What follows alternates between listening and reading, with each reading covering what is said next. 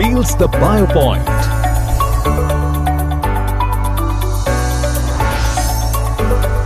Beals the BioPoint.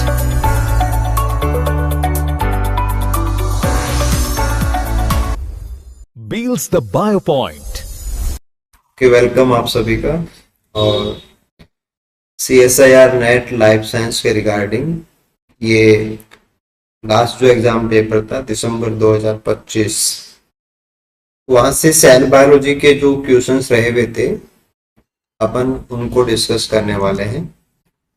तो cell bio के questions देखा जाए तो नॉर्मल लेवल के क्वेश्चन होते हैं, मॉडरेट लेवल के होते हैं, ज़्यादा टिपिकल क्वेश्चन नहीं आते हैं। और अपन जो क्लास में पढ़ते हैं या जो अपनी मेमोरी होती है ना, उससे अपन आराम से इनको कर भी लेते हैं।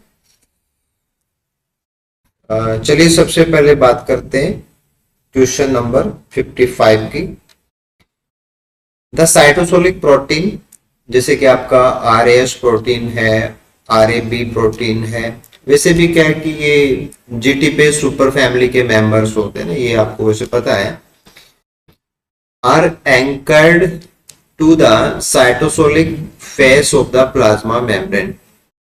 तो मेम्ब्रेन के साथ एंकर्ड है, तो अपन क्लास में जैसे लिपिड एंकर्ड प्रोटीन्स पढ़ते हैं। कुछ प्रोटीन है वो लिपिड के साथ में एंकर्ड होते हैं, यानी कि कोवलेंटली बॉन्ड के साथ में जुड़ी हुई होती है। तो वहां पे 4 टाइप्स आती है ना, उसमें से जो प्रेनिलेशन है, यानी कि प्रेनिल एंकर्स जो होते हैं ना, प्रेनिलेशन एक टाइप होता है, वहां 4 में से एक टाइप था आपका। तो यहां बताया गया है कि आपका जो RS प्रोटीन है, RAB प्रोटीन है, वो प्रेनिल एंकर्स का एग्जाम्पल है। ठीक है, अब अपन से पूछ रहा है कि प्रेनिलेशन typically occurs at which amino acid of the protein। तो लिपिड एंकरिंग जब प्रेनिलेशन के थ्रू होती है तो वहां पे एक सिग्नल काम करता है। एक सिग्नल आपने पढ़ा भी था, CAAX सिग्नल होता है।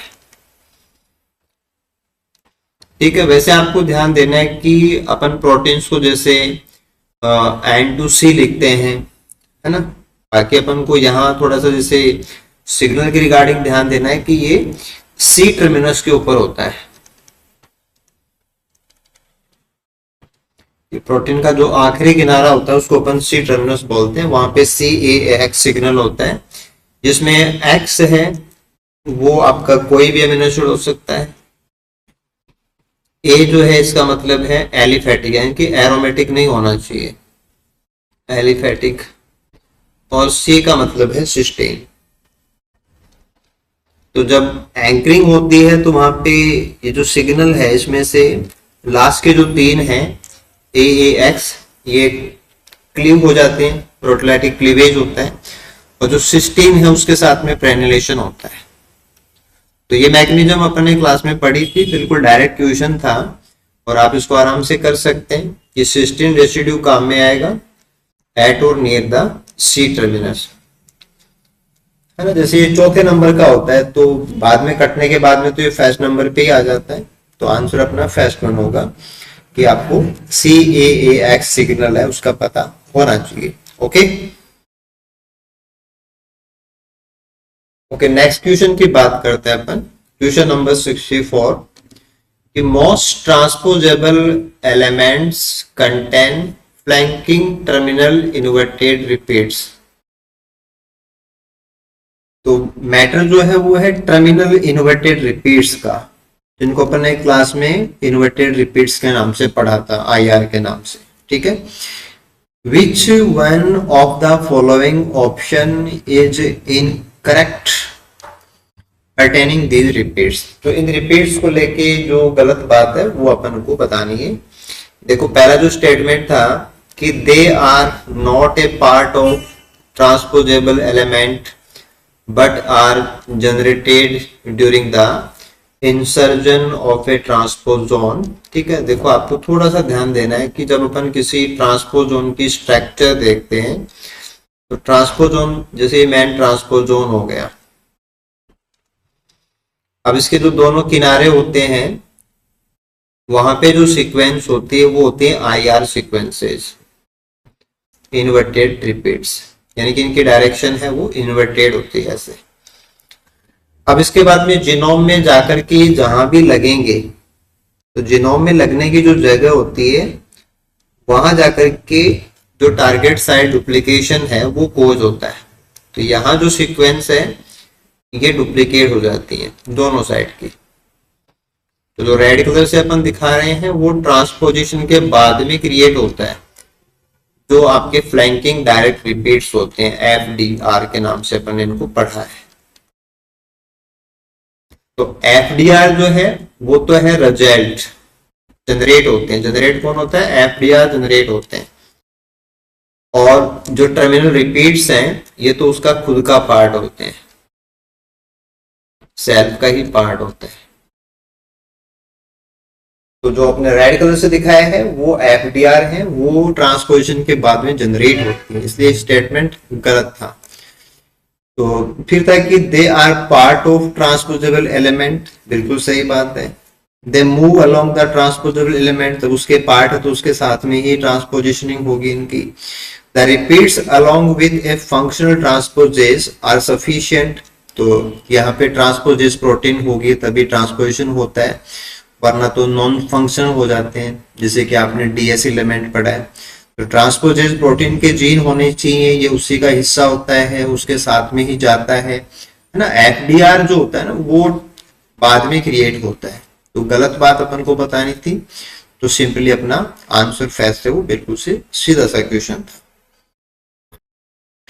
ओके, यहाँ पे देखो जो क्वेश्चन है ये आप लोग जो प्रिपरेशन कर रहे हैं उसके हिसाब से बहुत इंपॉर्टेंट क्वेश्चन है, यानी कि जो मोस्ट इम्पोर्टेंट सेक्शन होता है किसी भी टॉपिक का उसमें से बिलोंग करता है कि जो हिस्टोन प्रोटीन्स होते हैं उनका मिथाइलेशन पैटर्न, और वो भी जैसे जब जीन साइलेंसिंग होती है, हेट्रोक्रोमेटिन फॉर्मेशन होती है, तो वहां पे जो मिथाइलेशन पैटर्न है वो बहुत इंपॉर्टेंट होता है।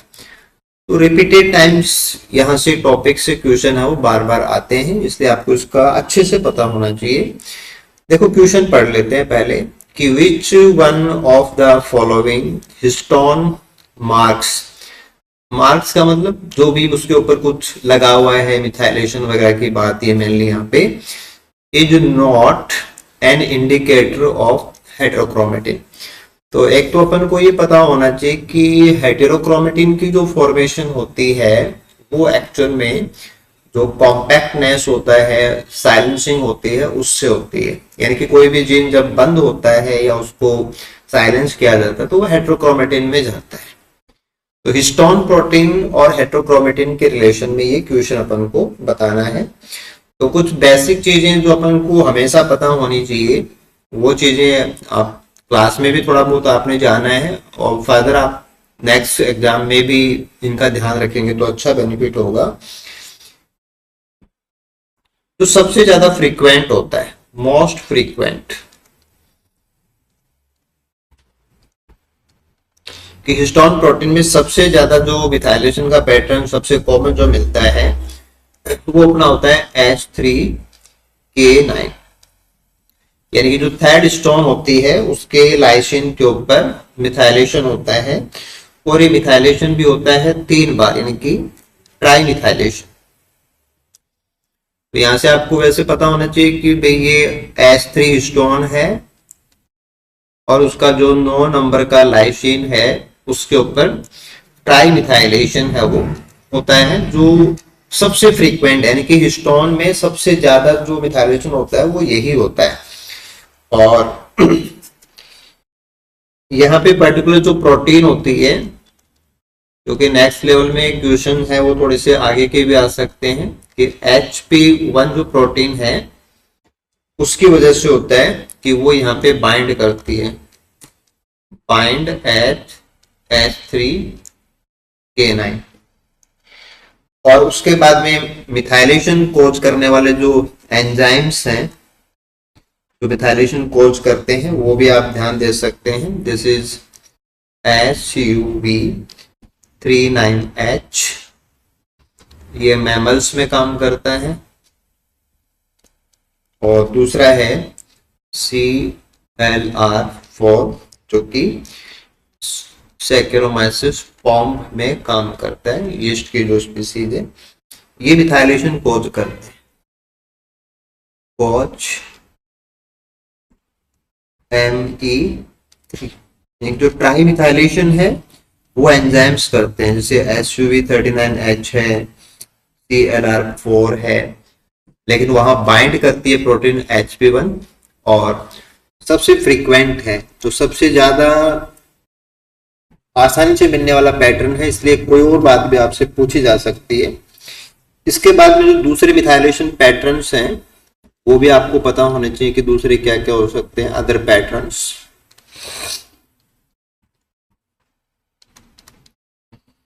जैसे कि आपका H3 है उसका K27, वहां पे भी मिथाइलेशन कोज होता है, 27 नंबर का जो लाइसिन है।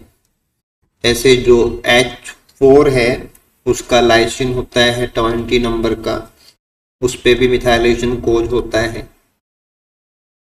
तो H4K2 ट्राई मिथाइलेशन, ये तो अपन को यहाँ दिया हुआ भी है, फर्स्ट वाला भी दिया हुआ है, तो होते ही हैं। इसके बाद जैसे मैक्रो H2A का मेंशन किया हुआ है, मैक्रो का मतलब जो साइज में थोड़ा बड़ा होता है उसको मैक्रो बोलते हैं। H2A हिस्टोन का एक वेरिएंट है, तो मैक्रो H2A यानी वो थोड़ा बड़ा क्यों बोलते हैं, वो इसका क्या होता है कि इसके C टर्मिनस के ऊपर large C terminus non histone domain होता है एक, हिस्टोन के अलावा एक पार्ट इसमें अलग होता है जो नॉन हिस्टोन है, वो थोड़ा सा बड़ा होता है, इसीलिए इसको अपन बोलते हैं मैक्रो। और इसका जो मेन रोल है वो है एक्स इनएक्टिवेशन। जैसे फीमेल्स के अंदर 2 एक्स होते हैं, उनमें से एक एक्स को बंद करना है, एक्स इनएक्टिवेशन, तो उसमें मैक्रो H2A इंपॉर्टेंट होता है। और हेट्रोक्रोमेटिन मेंटेनेंस में काम आता है, हेट्रोक्रोमेटिन को ये मेंटेन भी करता है। तो जैसे बात की जाए तो अपना H3K9 है, H4K20 है, मैक्रो H2 है, लेकिन जो H2AX है इसका हेट्रोक्रोमेटिन से कोई कनेक्शन नहीं है।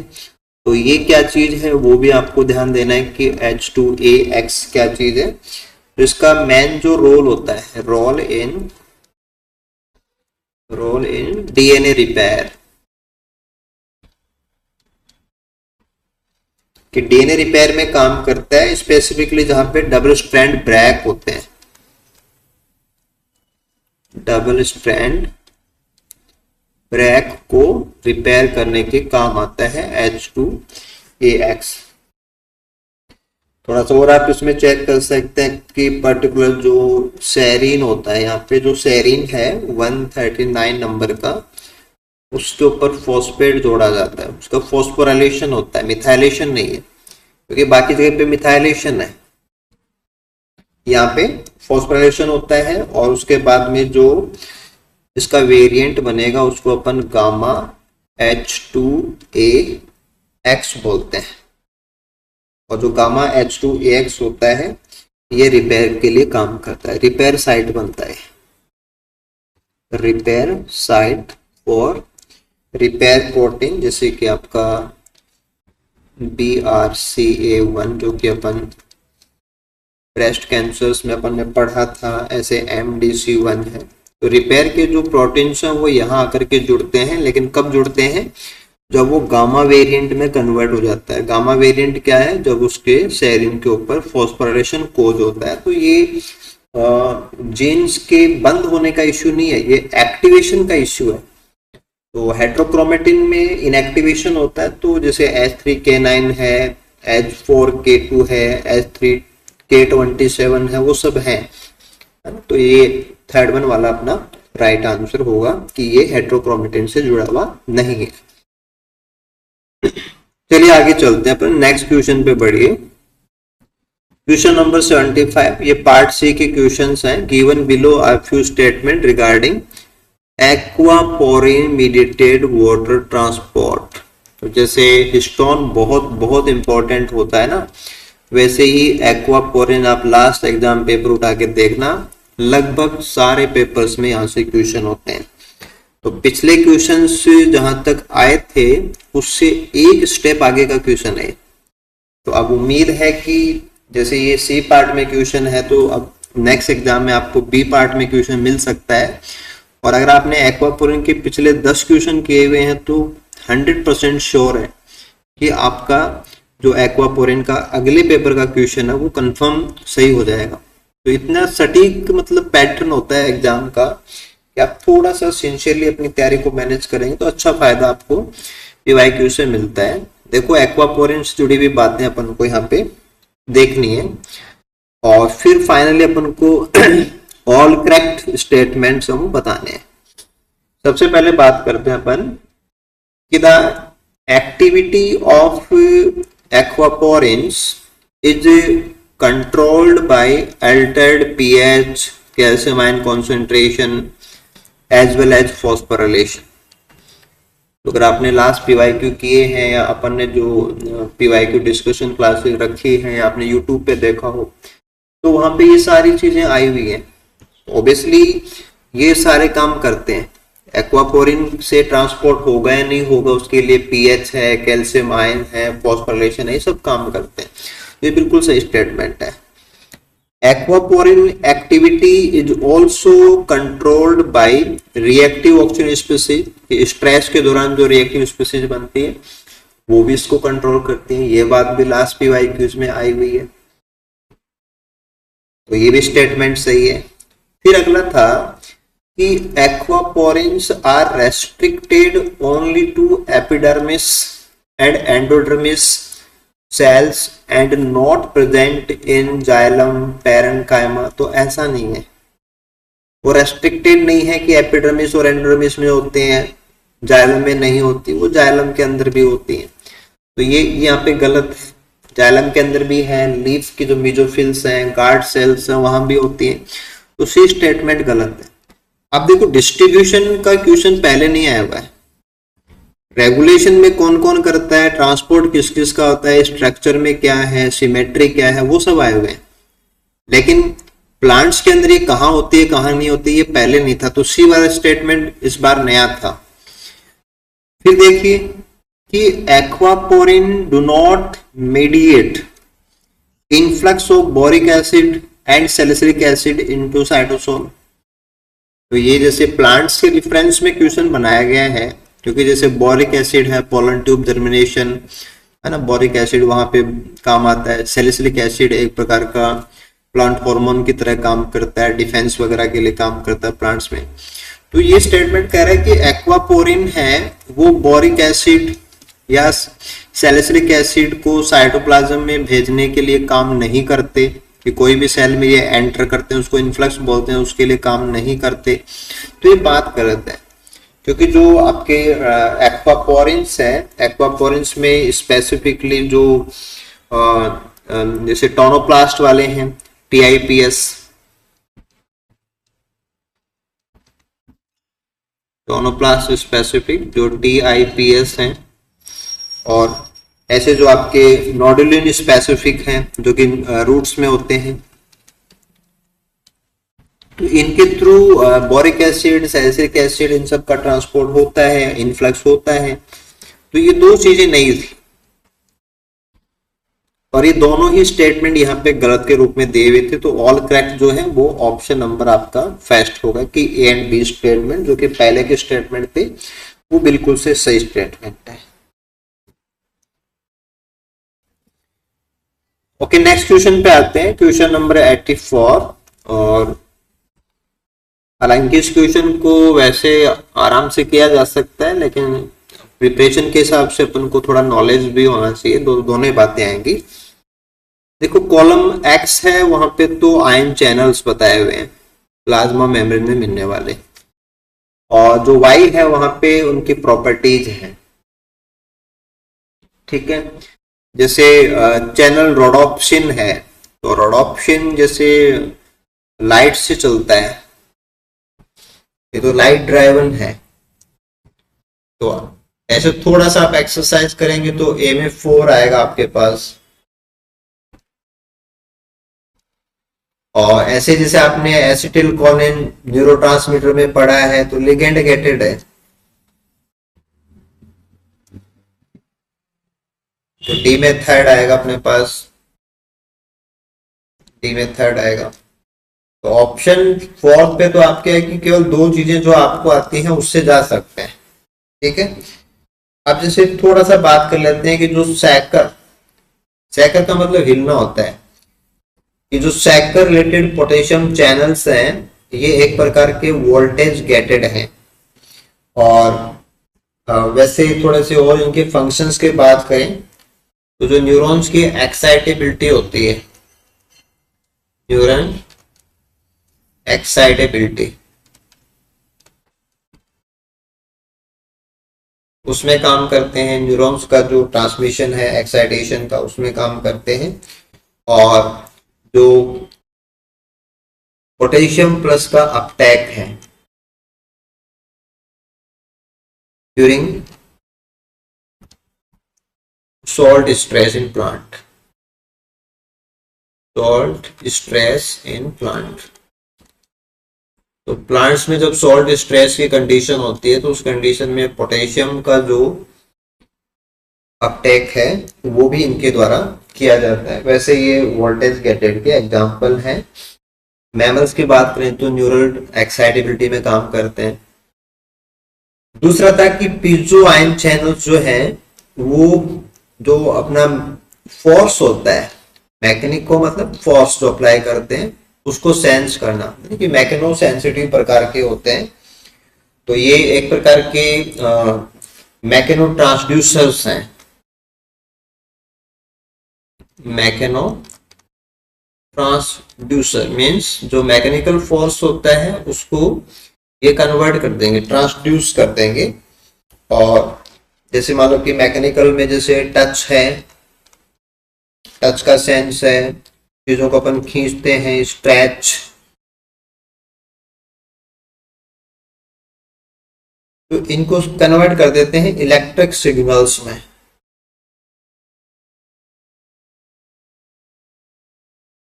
तो अपन को दो चीजें यहाँ पे पता थी, उनसे अपन अपना आंसर निकाल सकते थे। बट जो सैकर रिलेटेड है वो वोल्टेज गेटेड का एग्जांपल है, पीजो आयन चैनल्स है वो जो मैकेनिकल फोर्स है उसको इलेक्ट्रिकल सिग्नल्स में क्रिएट करके एक प्रकार की जो मैकेनिको सेंसिटिव मैकेनिज्म होती है उसके लिए काम करते हैं। तो ऐसे अपना जो राइट कॉम्बिनेशन है वो ऑप्शन फोर्थ में अपन को मिल जाएगा। क्वेश्चन नंबर 85 पे आते हैं अपन। ये काफी अच्छा क्वेश्चन है, आपको यहाँ से ज्यादा कुछ सीखना है, उस हिसाब से तैयारी करना। कि following statements are made regarding sex determination in plants. तो सेक्स डिटर्मिनेशन इन एनिमल्स के क्वेश्चन तो काफी बार आपको मिले हैं, प्लांट्स के क्वेश्चन वो भी अच्छा क्वेश्चन ये लास्ट पेपर में था। अब अपन इनको देखते हैं। पहला स्टेटमेंट था, यहाँ पे आपको गलत बातें बतानी है, इनकरेक्ट, फॉल्स। देखो जो साइलेंस लेटिफोलिया प्लांट होता है, साइलेंस लेटिफोलिया, वहां पे फीमेल्स जो होती हैं वो होमोगेमेटिक है, यानी कि एक्स एक्स प्रकार की। मेल्स हैं उनमें दो प्रकार के गेमेट बनते हैं, यानी कि एक्स और वाई प्रकार के। तो ये जो कंडीशन है, हालांकि ये एक बहुत ही टिपिकल एग्जांपल है और उस टिपिकल एग्जांपल से क्वेश्चन बनाया गया है। जो साइलेंट है उसमें खूब सारी स्पीसीज होती हैं, मतलब कि इसमें लेटिफोलिया के अलावा भी बहुत स्पीसीज हैं और इसमें सेक्स डिटर्मिनेशन के कई तरीके होते हैं। कई तरीके होते हैं इन द सेंस, जैसे सबसे कॉमन जो तरीका होता है साइलेंट स्पीसीज के अंदर कि 58.2% जो स्पीसीज हैं वो हर्माफ्रोडाइट होती हैं, हर्माफ्रोडाइट होती हैं। और 14.3% जो स्पीसीज हैं वो डायोसियस हैं। और 13.3% जो स्पीसीज होती है इसकी, वो इसके अंदर गायनोडायोसिस है।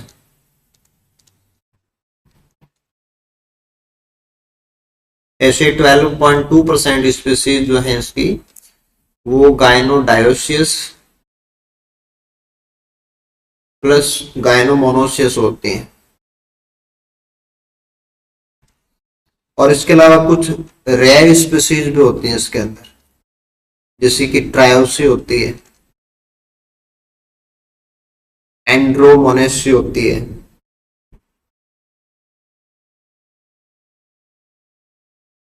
और गायनोमोनेसी होती है। तो कहने का मतलब ये है कि जो साइलेन जीनस है इसमें बहुत सारी स्पीसीज होती है और वो अलग अलग प्रकार की होती हैं, बट अपन को यहाँ पे दिया है साइलेन की स्पीसीज दी है लैटिफोलिया। तो मतलब एग्जैक्टली एक यूनिक चीज से क्वेश्चन बनाया गया। वैसे क्या है कि प्लांट्स के अंदर सेक्स डिटर्मिनेशन को लेके एक क्रिटिकल एग्जांपल है कि यहाँ पे आपको बहुत सारे वेरिएशन देखने को मिलता है, बट लैटिफोलिया की बात करें तो लैटिफोलिया के अंदर डायोसियस कंडीशन पाई जाती है, ये डायोसियस होती है, यानी कि जो 14.3% है ये इसमें आता है। और डायोसिस का मतलब यहाँ पे जो प्लांट्स हैं, मेल प्लांट अलग होगा, फीमेल प्लांट अलग होगा, यानी कि यूनिसेक्सुअल इंडिविजुअल्स होते हैं, यूनिसेक्सुअल प्लांट्स होते हैं यहाँ पे। तो ये जो स्टेटमेंट था कि यहाँ पे जो फीमेल है वो एक्स एक्स होंगी, मेल है वो एक्स वाई होंगे, तो जब एक्स एक्स होंगे तो दोनों गैमेट सेम बनेंगे तो होमोगैमेटिक बोलते हैं। एक्स वाई होंगे तो दो प्रकार के गैमेट बनते हैं, एक्स और वाई, तो अपन हेटेरो बोलेंगे। ठीक है, तो ये स्टेटमेंट तो सही स्टेटमेंट है, अपन को यहाँ पे गलत स्टेटमेंट बताने हैं। तो पहला स्टेटमेंट अपना सही है, बट ये बाय नेचर डायोसिस होता है ना, मोस्टली स्पीसीज इसकी हर्मोफ्रोडाइट होती है। दूसरा था कि जो पपाया होता है, पपीते की बात हो रही है, पपाया के अंदर ट्रायोसी मिलती है, but it's sex determination is not associate with sex chromosome. अब देखो, अगर हम पपाया की बात करें तो पपाया के केस के अंदर जो मेल प्लांट होते हैं वो तो होते हैं एक्स एंड वाई, जो फीमेल प्लांट होता है वो होते हैं एक्स एक्स, और जो हर्मोफ्रोडाइट प्लांट हैं वो होते हैं एक्स वाई एंड हर्मोफ्रोडाइट का एच। तो यहाँ पे ट्रायोसी तो है, तीन प्रकार तो है, X Y, X X and X Y hermaphrodite, but ये कह रहा है कि sex determination is not associate with sex chromosome. तो एक्स वाई पैटर्न तो इसमें काम करता है, ये तो नॉट गलत हो गया, तो ये आपका यहाँ गलत है कि पैटर्न तो यहाँ पे तीन है बट सेक्स डिटर्मिनेशन है वो एक्स वाई पैटर्न से ही होता है, तो नॉट गलत हो जाएगा। देन थर्ड स्टेटमेंट कि all dioecious plants with separate sexes, जैसे कि X X X Y possess heteromorphic sex chromosomes. अब हेटेरोमॉर्फिक सेक्स क्रोमोसोम्स का मतलब होता है कि जिनको आप मॉर्फोलॉजी के आधार पे सेपरेट कर सकें। तो ऑल के लिए कंपलसरी नहीं है कि जितने भी आपके डायोसिस होते हैं सब में ऐसा ही हो, ये कोई जरूरी नहीं है। तो ये भी आपका स्टेटमेंट गलत हो जाता है कि सभी डायोसिस के अंदर, सभी डायोसिस प्लांट जिनमें मेल फीमेल अलग अलग होते हैं उनमें सेक्स क्रोमोसोम है वो भी हेटेरोमॉर्फिक हो, ये कोई जरूरी नहीं होता। दूसरी स्टेटमेंट पे चलते हैं अपन कि plant sex chromosomes are ancient. Ancient का मतलब बहुत पहले से चले आ रहे हैं, and their Y chromosomes are highly degenerated, यानी कि वो बहुत ज्यादा उनके जो सीक्वेंसेज हैं वो नष्ट हो गए, खत्म हो गए, डिजेनरेट हो गए, much like those in mammals. जैसे अपन ह्यूमन की बात करें तो वहां पे वाई क्रोमोसोम है, उस पर इंफॉर्मेशन बहुत कम है, वो साइज में बहुत छोटा है, लेकिन प्लांट्स के साथ में ऐसा नहीं है। प्लांट्स के साथ में आपको ध्यान देना है कि वाई जो है वो डोमिनेंट होता है, वाई क्रोमोसोम जो है वो एक तो डोमिनेंट होता है यहाँ पे, और दूसरी बात वो यंगर है, ओल्ड नहीं है, एंशियंट नहीं है। एनिमल्स के कंपैरिजन के अंदर वो यंगर है और लार्जर है। तो एनिमल्स के अंदर वाई क्रोमोसोम छोटे होते हैं, एंशियंट है, उनकी इंफॉर्मेशन डिजनरेट हो रखी है, लेकिन यहाँ पे सब उल्टा है। तो वाई क्रोमोसोम डोमिनेंट भी है, यंगर भी है, डिजनरेशन बहुत कम है और साइज में बड़े भी है। तो दिस स्टेटमेंट गलत हो गया आपका। फिर तक कि अनलाइक एनिमल्स डॉजेस कंपनसेशन। डॉजेस कंपनसेशन का मतलब होता है जैसे दो एक्स क्रोमोसोम होते हैं फीमेल में, तो एक एक्स को बंद करना ताकि मेल और फीमेल, जैसे मेल और फीमेल की बात करें तो दोनों में एक्स की डोज इक्वल डोज बनेगी। फिर क्योंकि एक एक्स ही काम कर रहा है, जिसमें दो एक्स थे उसमें से एक बंद हो गया है, फिर डोजेस कंपनसेशन कहलाता है। अब ये कह रहा है कि एनिमल्स की तरह unlike animals dosage compensation is generally weak और लगभग नहीं मिलेगा प्लांट्स के अंदर। तो देखो प्लांट्स के अंदर जो टॉलरेंस है वो बहुत स्ट्रॉन्ग टॉलरेंस होती है। डेवलपमेंट जो है वो डोजेस कंपनसेशन पे इतना हैवीली डिपेंड नहीं करता है। तो यहाँ पे डोजेस कंपनसेशन है वो काफी कमजोर स्थिति में होता है। जैसे एनिमल्स के अंदर तो ये बहुत स्ट्रांगली फॉलो होता है एक्शन एक्टिवेशन, बट यहाँ पे नहीं होता है। तो ये स्टेटमेंट सही है। अब तीन स्टेटमेंट जो गलत थे वो बी, सी एंड डी होंगे। बी, सी एंड डी होंगे, यानी कि ऑप्शन सेकंड में अपन को ये मिल जाएगा। चलिए अपन नेक्स्ट क्वेश्चन पे आते हैं। क्वेश्चन नंबर 91 की बात करेंगे। In eukaryotes many cells can assemble A spindle, है ना, वो स्पिंडल बना सकती है in the absence of centrosome. वैसे सेंट्रोसोम जरूरी होता है स्पिंडल के बनने के लिए, स्पिंडल फाइबर्स के लिए, लेकिन वो स्पिंडल बन जाएगा सेंट्रोसोम के बिना भी। तो उसको अपन एसेंट्रोसोमल स्पिंडल फॉर्मेशन जैसा ये मामला है। जैसा कि in the case of plant cells during mitosis and animal cells during meiosis in females. तो कुछ ऐसे केस होते हैं जहां पे बिना सेंट्रोसोम के भी स्पिंडल बन जाता है। ठीक है, तो स्पिंडल बनने की मैकेनिज्म को लेके क्वेश्चन है। In this context centrosome free, यानी कि जिसमें सेंट्रोसोम भाग नहीं ले रहा, सेंट्रोसोम फ्री हो गया।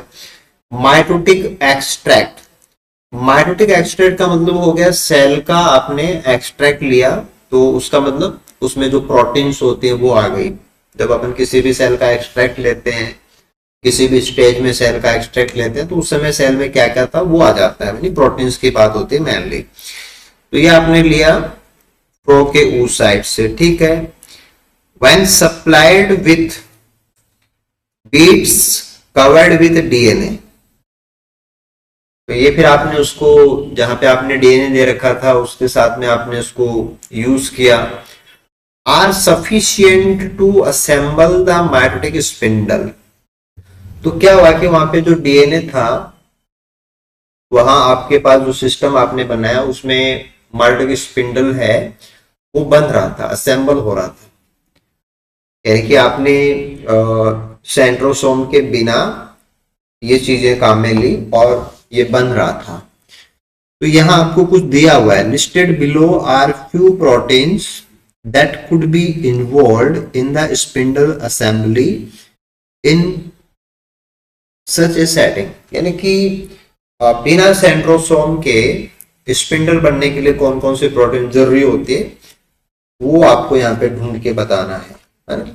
विच of the following option has all protein that are directly involved in controlling spindle assembly without centrosome. ठीक है, तो इसको अपन समझते हैं। एक्चुअल में क्या होता है कि जब स्पिंडल फॉर्मेशन होती है तो माइक्रोट्यूब्यूल ऑर्गेनाइजेशन सेंटर MTOC जो होता है उसका रोल होता है कि वहां सेंट्रोसोम है, उसके अंदर ये MTOC होता है, वहां से स्पिंडल्स वो बनते हैं।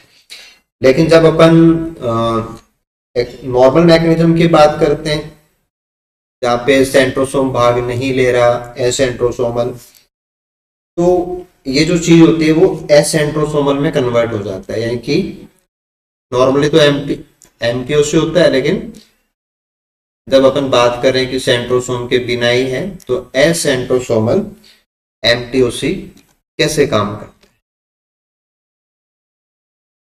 ओके, तो यहाँ पे होगा कि जो अपने न्यूक्लियर एनवलप होता है, यानी कि सेल का जो न्यूक्लियस का आवरण होता है, न्यूक्लियर एनवलप,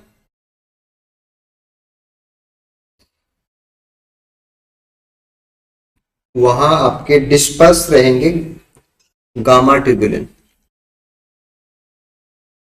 गामा ट्यूबुलिन उसके ऊपर डिस्पर्स हो जाते हैं, क्योंकि वो एक जगह पे तो होते नहीं, वरना तो सेंट्रोसोम बनता। तो गामा ट्यूबुलिन से वो बिखर जाते हैं और न्यूक्लियर एनवलप के चारों तरफ बिखर जाते हैं, जहां से वो न्यूक्लिएशन साइट का रोल प्ले करेंगे। यानी कि असेंबली की जो शुरुआत होती है ना, उसको अपन न्यूक्लिएशन बोलते हैं। तो न्यूक्लिएशन साइट की तरह वो एक्ट करते हैं। अब कौन कौन से प्रोटीन वहां पे न्यूक्लिएशन के लिए काम करते हैं, जैसे रैन जीटीपी है वो काम करता है। जो असेंबली होती है माइक्रोट्यूब्यूल असेंबली, उसके लिए रैन सुपर फैमिली, रैन जीटीपी ये काम करते हैं। और रैन जीटीपी एक्सचेंज के लिए जो ग्वानिडीन एक्सचेंज फैक्टर है वो भी काम करता है, तो ये भी इसके अंदर आएगा। जो TPX2 है ये भी यहाँ पे असेंबली के लिए काम करती है। लेकिन जो मायोसिन 5 है, जो कि एक मोटर प्रोटीन होती है, मोटर प्रोटीन, ये यहाँ पे काम नहीं करती है, इसका यहाँ पे कोई रोल नहीं है। तो एक्चुअल में देखा जाए तो जो आंसर है कि जो यहाँ पे इन्वॉल्व है वो 3 ही होंगे, ABC वाले। यानी कि रैन प्रोटीन्स काम में आते हैं, उनके ग्वानिन को एक्सचेंज करने वाले फैक्टर वो काम में आते हैं, TPX2 है वो काम में आता है। लेकिन जो मायोसिन 4 जो कि मोटर प्रोटीन है वो यहाँ पे काम नहीं आती है। तो आंसर वैसे सिंपल था कि ABC, यानी कि कौन असेंबली करवाता है वो प्रोटीन अपन को पता होना चाहिए थी। ओके ओके ओके, ठीक है। 96 वाले पे आते हैं अपन। देखो ये भी अच्छा टॉपिक है, इंपॉर्टेंट है कि HSP प्रोटीन बार बार आते हैं चैप्टरों। The following statements are made with respect to major class of heat soak proteins. तो प्लांट्स के अंदर जो HSP है उनको लेके क्वेश्चन है। पहला क्वेश्चन था कि जो साइटोसोलिक HSP 100 प्रोटीन होती है is essential while the chloroplast HSP 100 and CLP beta family जो है वो एसेंशियल नहीं होते, not essential for heat stress response. तो एक्चुअल में क्या है कि ये इंपॉर्टेंट होते हैं, नॉट जो वर्ड है वो यहाँ पे गलत है, और कहाँ इंपॉर्टेंट होते हैं वो भी अपन को पता होना चाहिए कि जब ज्यादा टेम्परेचर होता है तो प्रोटीन है वो गुच्छा बनाने लग जाते हैं, उसको अपन एग्रीगेशन बोलते हैं। तो उस एग्रीगेशन को रिजोल्व करते हैं, resolve protein aggregation, protein aggregation during heat.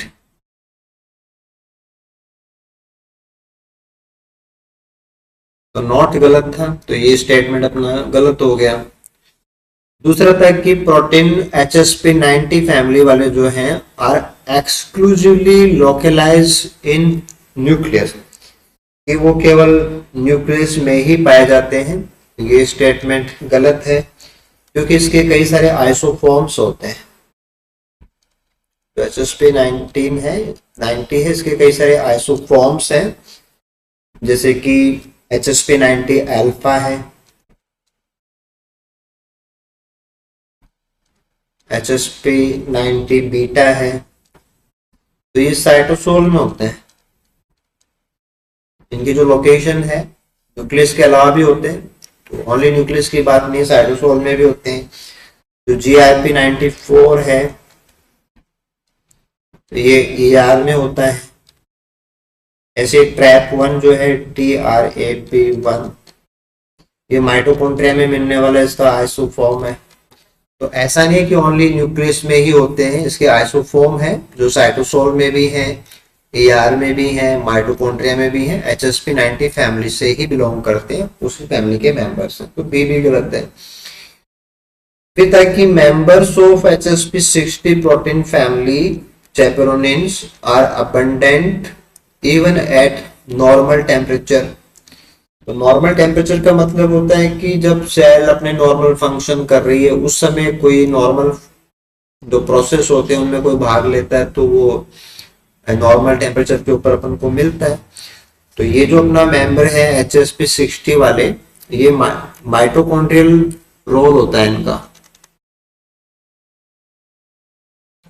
ये जो माइटोकॉन्ड्रियल प्रोटीन्स हैं उनकी प्रॉपर फोल्डिंग के लिए काम आते हैं।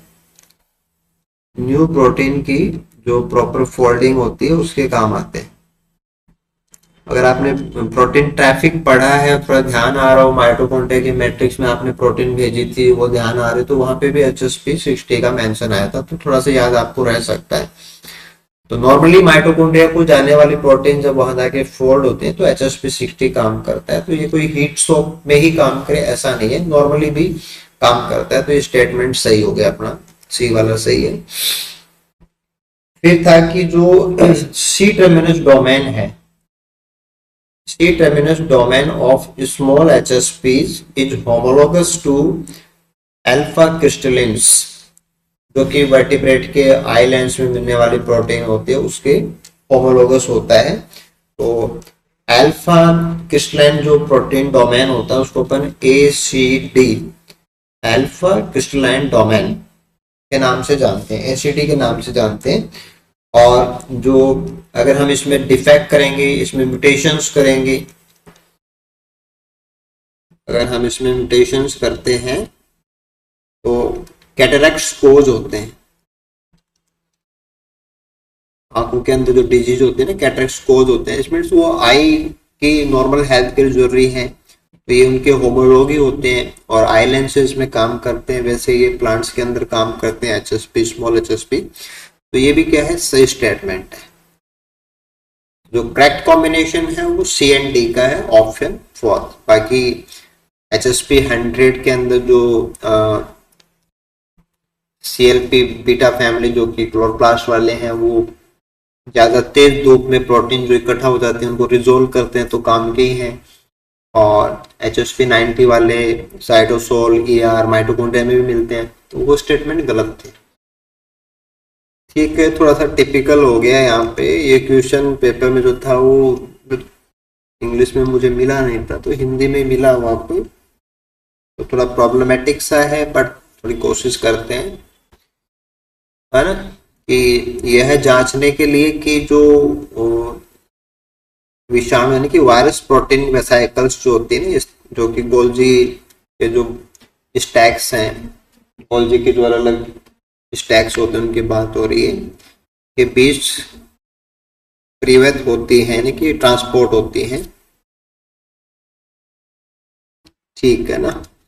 तो एक तो था कि वो वहां पे उनके बीच में ही ट्रांसपोर्ट होती है ना, या एक गोल्जी स्टैक द्वारा वो साइटोसोल में मतलब डिजोल्व हो जाएगी और फिर वहां से दूसरे गोल्जी के अंदर वो जाएगी। मतलब सिंपली ऐसा कहना चाह रहा है कि जैसे ये गोल्जी के स्टैक्स हैं, जैसे कोई वेसाइकल है, तो एक तो होता है कि वो वेसाइकल है वो यहाँ से ऐसे जाती है। एक दूसरा पैटर्न ये है कि उसका जो कार्गो है वो मतलब यहाँ साइटोसोल के अंदर फ्री हो जाएगा और साइटोसोल से फ्री होके फिर ये उसको उठाएगा। तो दो तरीके हैं ना, कि एक तो ये कह रहा है कि वो ओनली जैसे स्टैक्स के बीच में ट्रांसपोर्ट होती है, एक है कि वो जो साइटोसोल है उसमें वो फ्री हो जाता है उसका कंटेंट, उसके बाद में अगले वाला उसको उठा लेता है ऐसे। तो ये दो मतलब तरीके बताए गए हैं। तो वायरस प्रोटीन्स का जो ट्रांसपोर्टेशन है संक्रमित, इन्फेक्टेड और बिना इन्फेक्शन वाली जो गोल्जी प्लेट्स हैं, स्टैक्स हैं, उनके बीच में कोशिश की गई करने की। अब यहाँ पे आपको ये बताना है कि ये जो हमारी कॉन्सेप्ट है कि दो में से कौन सी चीज सही है इसको पता लगाने का, तो जो एक्सपेरिमेंटल डिजाइन्स हैं उनमें से कौन सा ये जो दोनों हाइपोथेसिस हैं उनको सही तरीके से डिफरेंशिएट कर सकता है। देखो पहले ऑप्शन में तो ये था कि ये अपन करें कि जो वायरस प्रोटीन्स हैं उनका जो ट्रांसपोर्टेशन है, जो रेसिपिएंट जो स्टैक है, यानी कि जैसे ये ए है, ये बी है, तो बी वाला रेसिपिएंट हो गया। मैं क्लैथरीन जो है, क्लैथरीन को अपन खत्म कर दें, क्लैथरीन कॉटेड वेसाइकल्स, तो क्लैथरीन कॉटेड वेसाइकल्स तो यहाँ पे होती ही नहीं है। तो क्लैथरीन तो जो प्लाज्मा मेम्ब्रेन से आती है उनकी बात होती है, तो ये तो यहाँ पे स्टैक्स के बीच की बात हो रही है, तो ये तो एप्लीकेबल ही नहीं है। दूसरा था कि ये अपन टेस्ट करें कि जो वायरस प्रोटीन्स है उनका ट्रांसपोर्टेशन जो रेसिपिएंट स्टैक्स है उनमें कॉप सेकंड का अपन डिसइंटीग्रेशन कर दें। तो कॉप सेकंड का डिसइंटीग्रेट कर दें और वो भी रेसिपिएंट में कर दें। तो रेसिपिएंट में कर दें तो उसके बाद में जैसे अपन कॉप सेकंड तो क्या है कि जैसे एंटेरोग्रेड ट्रैफिक में काम आता है, तो आगे की तरफ चलना ही है। जैसे आप ए से बी में भेजेंगे तो ये एंटेरो में ही आएगा। तो एक जो ट्रैफिक है, वेसिकुलर ट्रैफिक है, उसको तो बता देगा, लेकिन जो साइटोसोल वाला है उसको नहीं बता पाएगा। यानी कि आपने कॉप सेकंड को खराब कर दिया तो वेसाइकल्स वो मतलब ए से पिंचिंग ही नहीं होगी, ए से बनेंगे ही नहीं। तो ऐसे जब वेसाइकल निकली नहीं तो अपन कैसे बता सकते हैं कि वो बी से वेसाइकल के रूप में गई है या साइटोसोल में पहले गया वहां गया, ये अपन नहीं बता सकते। थर्ड था कि अगर हम ऐसा चेक करें कि जो वायरस प्रोटीन्स है उनका ट्रांसपोर्टेशन जो अपना ऐसे है उसमें अपन प्रोटीज एंजाइम लगा दें। अब प्रोटीज एंजाइम क्या करेगा, जो प्रोटीन है उनको डाइजेस्ट कर देगा।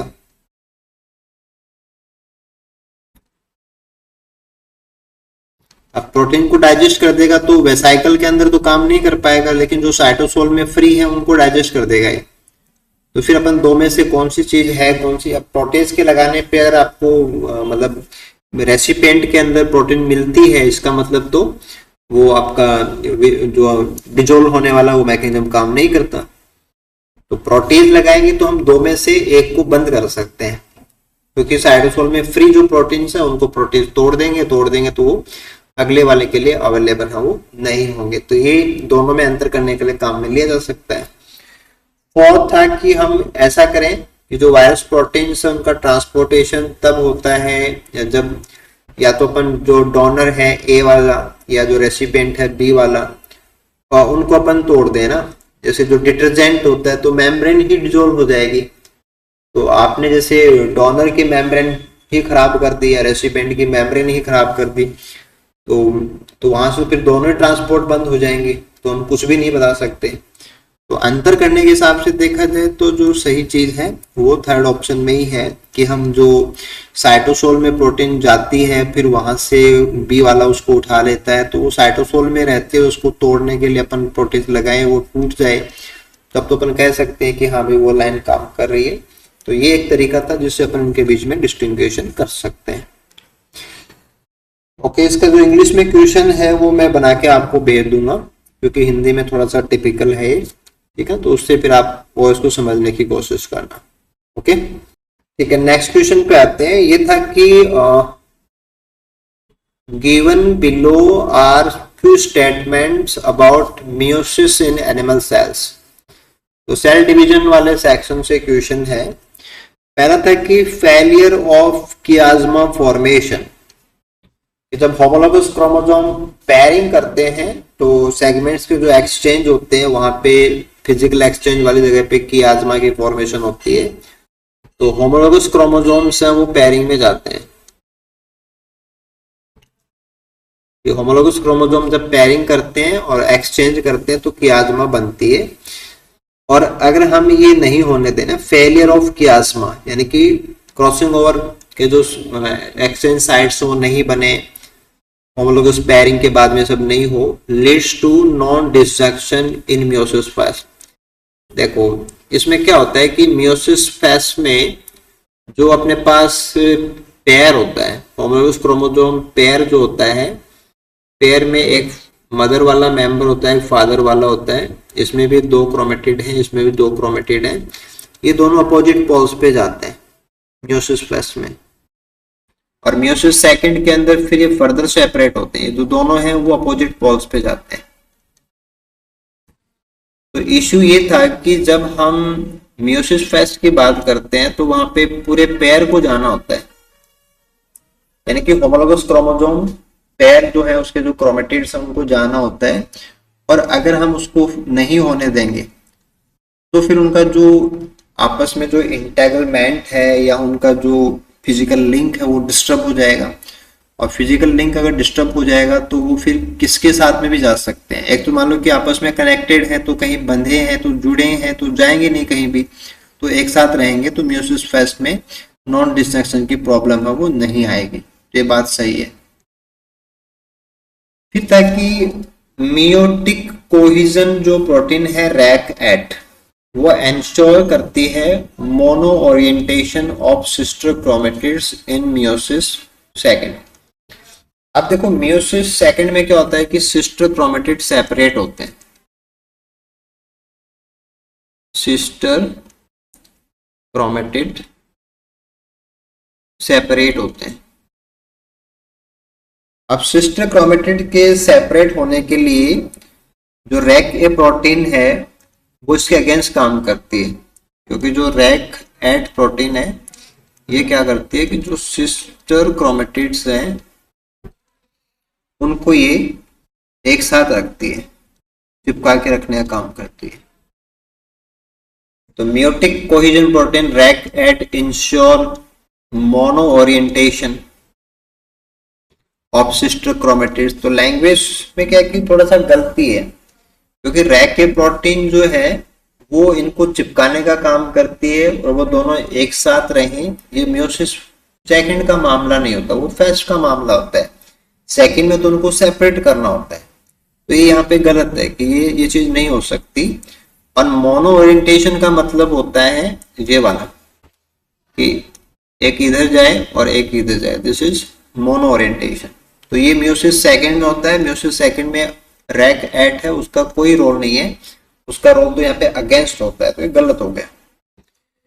फिर ताकि क्रॉसओवर इंटरफेरेंस, क्रॉसओवर इंटरफेरेंस का मतलब है कि जैसे यहाँ पे क्रॉसओवर हो गया, क्रॉसओवर 1, तो दूसरा जो साइट है वहां पे ये पहले वाला क्रॉसओवर दूसरे क्रॉसओवर को नहीं होने दे, तो उसको अपन कोफिशिएंट ऑफ इंटरफेरेंस के नाम से पढ़ते हैं। जब आप जेनेटिक्स में पढ़ा होगा, आपने मैपिंग पढ़ी होगी, तो वहां पे कोफिशिएंट ऑफ इंटरफेरेंस आता है एंड कोफिशिएंट ऑफ कोइंसिडेंस आता है। तो इंटरफेरेंस का मतलब होता है कि एक साइड पे जो क्रॉसओवर है वो दूसरी साइड पे क्रॉसओवर नहीं होने दे, नियर बाय।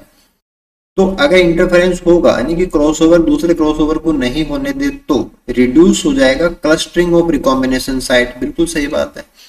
अगर होने देगा तो फिर पास पास में रिकॉम्बिनेशन साइट्स होंगे तो क्लस्टरिंग आएगा, नहीं होगा तो फिर वो क्लस्टरिंग है वो कम हो जाएगी। तो ये सही है। तो ए वाला सही था, सी वाला भी सही है। देन तक की रेजिडुअल डबल स्टैंड ब्रेक, जो डबल स्टैंड ब्रेक पड़े रहते हैं, सुधारे नहीं के बच्चे हुए हैं, वो रेजिडुअल है।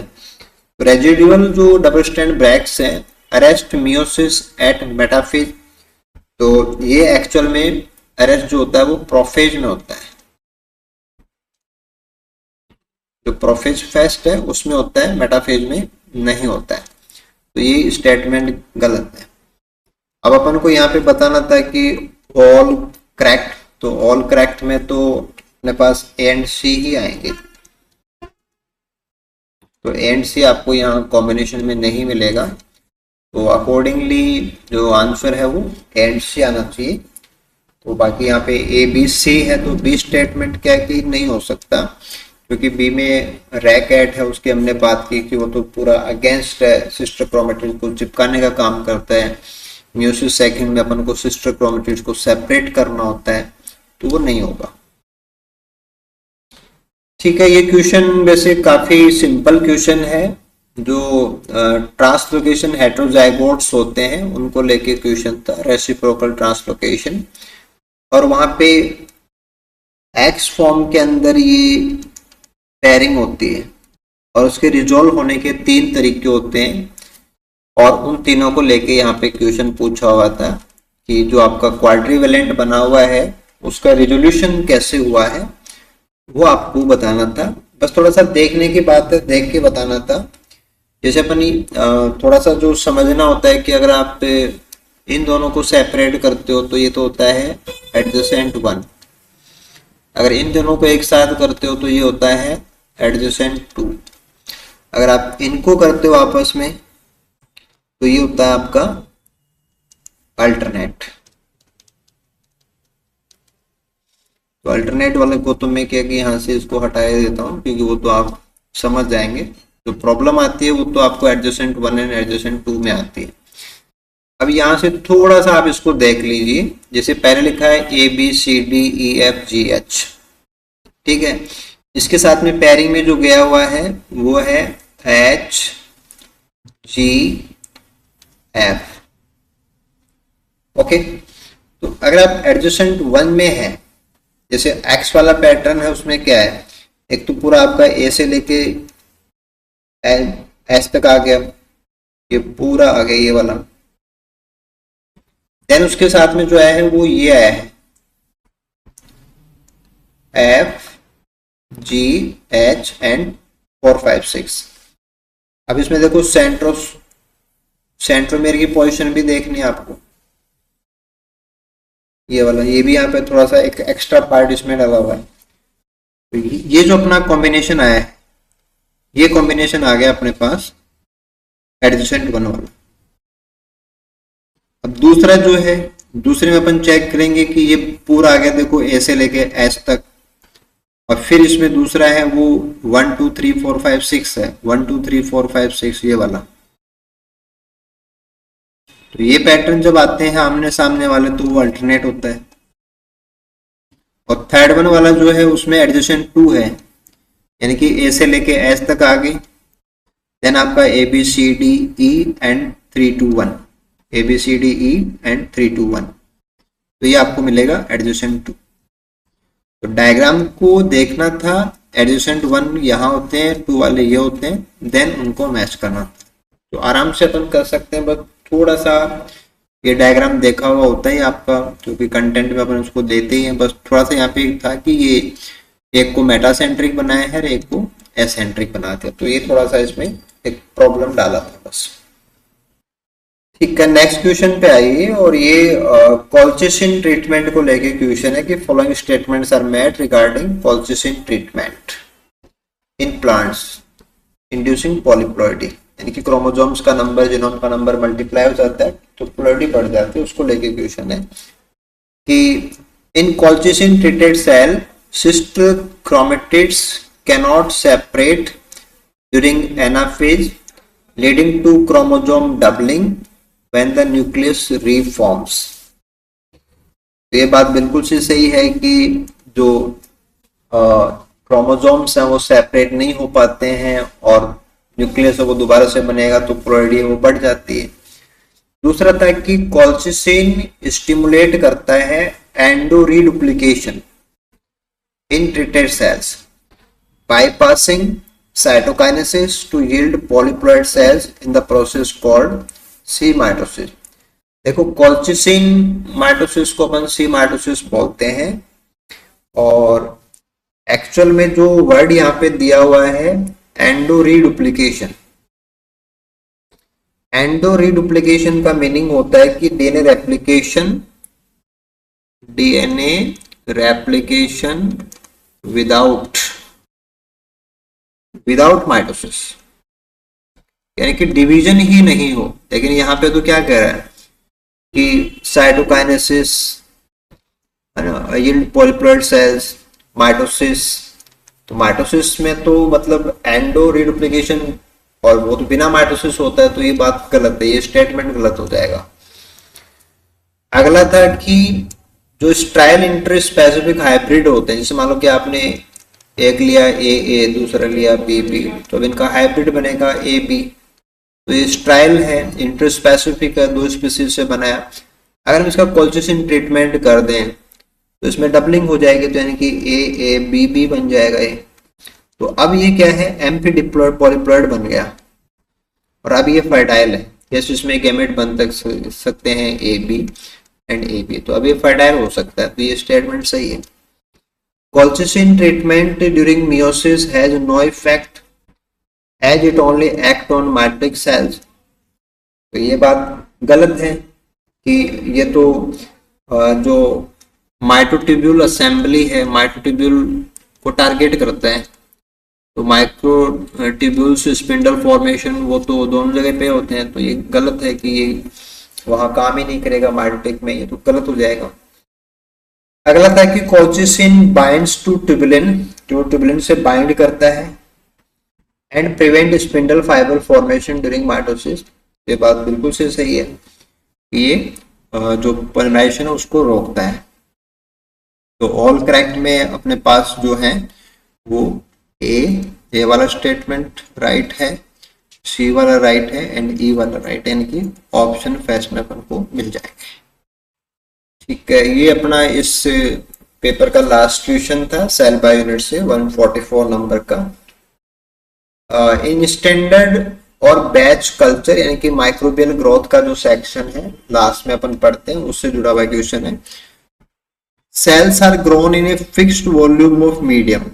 ठीक है, आपने वॉल्यूम लिया कुछ भी, उसमें सेल्स को अपन ने ग्रो कराया।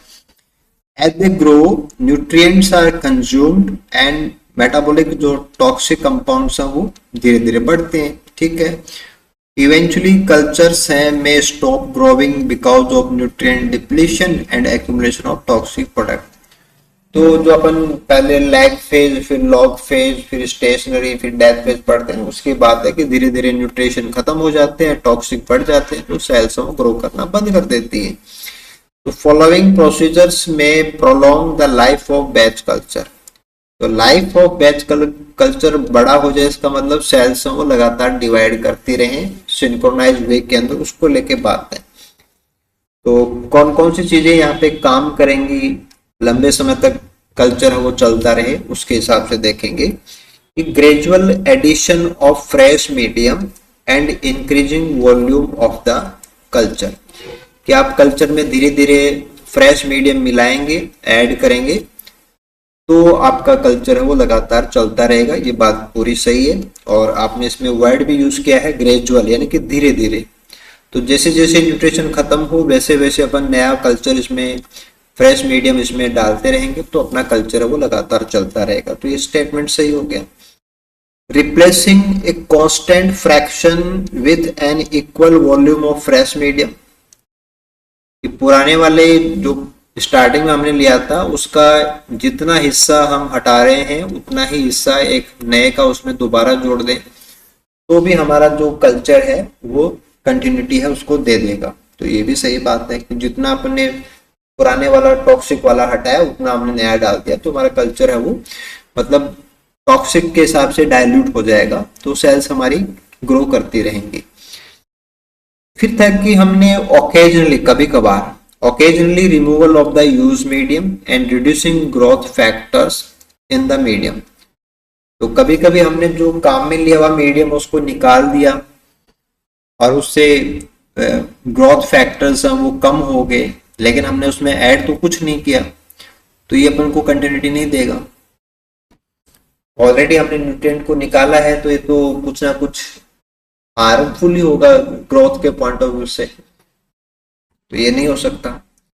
इंटरमिटेंटली यानी कि रुक रुक के कभी कभी कर दिया कभी नहीं किया, ऐसे। Intermittently adding serum and growth factors to the medium. तो कंटिन्यूसली अगर हम उसमें ऐड करें अपना मीडियम ग्रोथ फैक्टर्स, तो ये भी कब करेंगे जब न्यूट्रिएंट अवेलेबल हो, तो न्यूट्रिएंट भी अपन को ऐड करना जरूरी है। और इंटरमीडिएट का मतलब कभी कभार है, रुक रुक के, तो ये चीज कॉन्स्टेंटली काम नहीं कर सकती।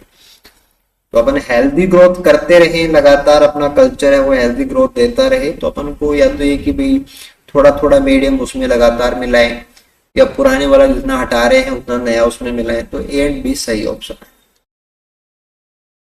तो माइक्रोबियल ग्रोथ से ये क्वेश्चन था, इसको आप आराम से कर सकते हैं, बहुत बेसिक लेवल का क्वेश्चन था, इसे